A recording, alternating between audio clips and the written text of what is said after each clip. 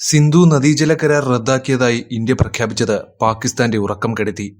ഇതിൽ പരിഭ്രാന്തരായ പാകിസ്ഥാൻ അന്താരാഷ്ട്ര വേദികളിലൂടെ പ്രശ്നത്തിന് പരിഹാരം കണ്ടെത്താമെന്ന് ദിവാസ്വപ്നം കാണുകയാണ്. പഹൽഗാം ഭീകരാക്രമണത്തിന് ശേഷം പാകിസ്ഥാനെതിരെ ഇന്ത്യ വിവിധ ആക്രമണാത്മക നടപടികൾ സ്വീകരിച്ചു വരികയാണ്.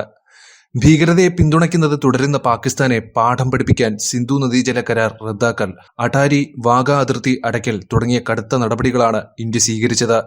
പാകിസ്ഥാന്റെ കാർഷിക മേഖല 80% ജലവിതരണത്തിനും ആശ്രയിക്കുന്നത് സിന്ധു നദിയെയാണ്. അതുപോലെ ഈ നദി കുടിവെള്ളത്തിന്റെ ഒരു പ്രധാന സ്രോതസ്സു കൂടിയാണ്. സിന്ധു നദീജല കരാർ റദ്ദാക്കിയതിൽ ഞെട്ടിയ പാകിസ്ഥാൻ ഇന്ത്യക്കെതിരെ അപകീർത്തികരമായ പരാമർശങ്ങളും നടത്തുകയുണ്ടായി.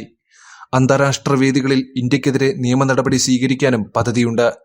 1960 നവംബർ 27 പാകിസ്ഥാനിലെ കറാച്ചിയിൽ വെച്ചാണ് സിന്ധു നദീജല ഉടമ്പടി ഒപ്പുവെച്ചത്. അന്നത്തെ ഇന്ത്യൻ പ്രധാനമന്ത്രി നെഹ്റുവും പാകിസ്ഥാൻ പ്രധാനമന്ത്രി മുഹമ്മദ് അയൂബ് ഖാനും ലോകബാങ്കിനു വേണ്ടി ഇലിപ്പും ചേർന്നാണ് കരാറിൽ ഒപ്പുവെച്ചത്. ഈ കരാർ പ്രകാരം ഇന്ത്യയിലൂടെയും പാകിസ്ഥാനിലൂടെയും ഒഴുകുന്ന 6 നദികളുടെ ഉപയോഗം സംബന്ധിച്ച് ഒരു പരിഹാരം കണ്ടെത്തി. 3 പടിഞ്ഞാറൻ നദികളായ സിന്ധു, ചെലം, ചെനാബ് എന്നിവയുടെ അവകാശങ്ങൾ പാകിസ്ഥാന് നൽകി. വൈദ്യുതി ഉൽപാദനം, കുടിവെള്ളം തുടങ്ങിയ പദ്ധതികൾക്ക് മാത്രമേ ഇന്ത്യക്ക് ഈ നദികളിലെ വെള്ളം ഉപയോഗിക്കാൻ കഴിയൂ. കിഴക്കൻ നദികളായ രവി, ബിയാസ്, സത്ലജ് എന്നിവയിലെ മുഴുവൻ വെള്ളവും ഇന്ത്യക്ക് ഉപയോഗിക്കാൻ കഴിയും. ഈ നദികളിൽ നിന്ന് ഇന്ത്യക്ക് എത്ര വെള്ളം വേണമെങ്കിലും എടുക്കാമെന്നതാണ് കരാറിന്റെ സാരം. ഇന്ത്യയും പാകിസ്ഥാനും തമ്മിൽ 1965, 1971, 1999 വർഷങ്ങളിൽ 3 യുദ്ധങ്ങളാണ് ഉണ്ടായിട്ടുള്ളത്. എന്നിട്ടും ഈ കരാറുകളൊന്നും പരിഹരിക്കപ്പെടാതെ തുടർന്നു. എന്നാൽ പഹൽഗാമിൽ വിനോദസഞ്ചാരികളായി എത്തിയ നിരപരാധികളായ ആളുകൾക്ക് നേരെയുണ്ടായ ഭീകരാക്രമണം ഇന്ത്യയെ വല്ലാതെ ചൊടിപ്പിച്ചിട്ടുണ്ട്. ഇതിന്റെ ഫലമായി സിന്ധു നദീജല കരാർ റദ്ദാക്കപ്പെട്ടു. സിന്ധു നദിയിലെ വെള്ളം തിരിച്ചുവിട്ടാൽ അത് യുദ്ധ നടപടിയായി കണക്കാക്കുമെന്ന് പാകിസ്ഥാൻ അറിയിച്ചു. സിന്ധു നദീജല കരാർ റദ്ദാക്കുന്നത് പാകിസ്ഥാനെ അത്രത്തോളം ബാധിക്കും. അതുകൊണ്ട് ഇത് പരിഹരിക്കുന്നതിനായി പാകിസ്ഥാന് 4 പദ്ധതികളാണുള്ളത്.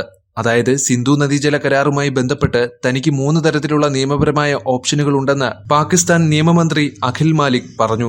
ലോകബാങ്കുമായി ഈ വിഷയം ഉന്നയിക്കുന്നതും ഇതിൽ ഉൾപ്പെടുന്നു. നെതർലൻഡ്സിലെ ഹേഗിലുള്ള അന്താരാഷ്ട്ര നീതിന്യായ കോടതിയിലും ട്രൈബ്യൂണലിലും ഈ വിഷയം ഉന്നയിക്കാൻ പാകിസ്ഥാൻ പദ്ധതിയിടുന്നു. 1969 സമുദ്ര നിയമത്തെക്കുറിച്ചുള്ള വിയറ്റ്നാം കൺവെൻഷൻ ലംഘിച്ചുവെന്ന് ആരോപിച്ച് ഇന്ത്യ അന്താരാഷ്ട്ര നീതിന്യായ കോടതിയിൽ അപ്പീൽ നൽകാൻ പദ്ധതിയിടുന്നുണ്ട്.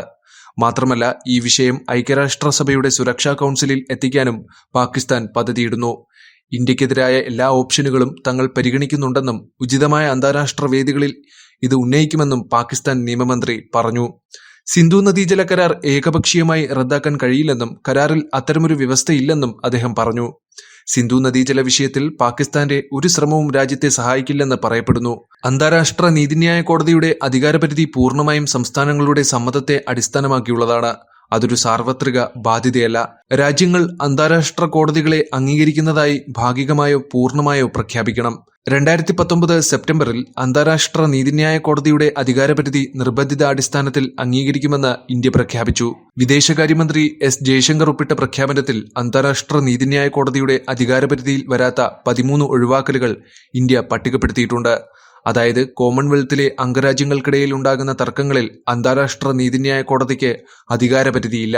ഇതിനർത്ഥം പാകിസ്ഥാൻ കോമൺവെൽത്ത് ഓഫ് നേഷൻസിൽ അംഗമാണെന്നാണ്. അതുകൊണ്ട് തന്നെ പാകിസ്ഥാന് ഇന്ത്യയെ അന്താരാഷ്ട്ര നീതിന്യായ കോടതിയിലേക്ക് വലിച്ചിഴയ്ക്കാൻ കഴിയില്ല. അധികാരപരിധിയില്ലാത്തതിനാൽ ഈ വിഷയത്തിൽ പാകിസ്ഥാന്റെ ശ്രമങ്ങൾ അസാധുവാകും.